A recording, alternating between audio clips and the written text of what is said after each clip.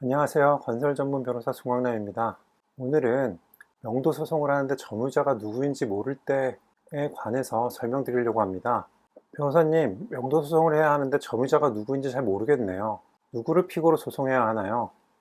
변호사로서 부동산 법률 상담을 하다가 처음 이런 이야기 들었을 땐 참 어이가 없었습니다. 어떻게 자기 건물을 임대하고도 누가 임차인인지, 누가 점유하고 있는지를 모를 수가 있을까 반문하기도 했습니다.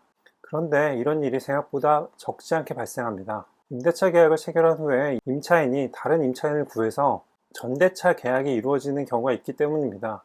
참고로 민법은 629조에서 전대차가 임대인의 동의가 있는 경우에만 허용되고, 임대인의 동의 없이 무단으로 임대물을 전대한 경우에는 임대인이 임대차 계약을 해지할 수 있다고 정하고 있습니다. 한편 이러한 규정은 강행 규정은 아니고 임의 규정이기 때문에 처음 임대차 계약을 할 때 전대차를 임대인 동의 없이 허용하도록 정하면 전대차를 하더라도 임대차 계약 위반은 아닙니다. 임차인이 적법하게 전대차를 하였는지 여부는 변론으로 하고, 임대차 계약이 종료 또는 해지되었을 때 임대인이 명도 소송을 하려면 점유자를 피고로 특정해서 소송을 제기해야 합니다. 이러한 경우 어떻게 소송을 진행해야 할까요? 먼저 상가인 경우에는 그 상가에 가서 물건을 사거나 서비스를 받고 신용카드로 결제하고 영수증을 받습니다. 영수증에 있는 사업자 등록번호나 상호를 보고 피고를 특정합니다. 하지만 상점이 폐업 또는 휴업 중이거나 문이 닫혀 있는 경우에는, 아니면 사업자 등록 없이 현금만 받고 영수증을 발행하는 곳도 상당수 있습니다. 이러한 경우 명도소송, 즉 본안소송 전에 점유 이전 금지 가처분을 먼저 신청하는 것이 바람직합니다. 참고로 점유 이전 금지 가처분은 본안소송 결과가 나올 때까지 그 점유를 다른 사람에게 이전하지 못하게 하는 가처분입니다. 점유 이전 금지 가처분 결정이 나면 그 후에 임차인이 다른 사람에게 점유를 이전하더라도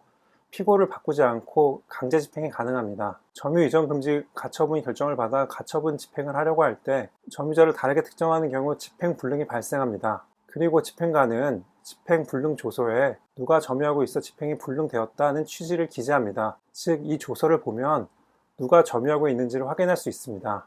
점유 이전 가처분을 통해 점유자가 누구인지를 확인하면 다시 진정한 점유자를 상대로 점유 이전 가처분 신청과 본안소송, 즉 명도소송을 진행하면 됩니다. 이러한 일이 생기지 않도록 하기 위해서는 처음 임대차 계약을 작성할 때 전대차를 금지하는 게 바람직하고, 부득이 전대차를 허용한다면 임대인이 전차인이 누구인지 확인할 수 있는 절차를 명확하게 기재하는 것이 바람직합니다. 이제까지 건설 전문 변호사 송광남이었습니다. 감사합니다.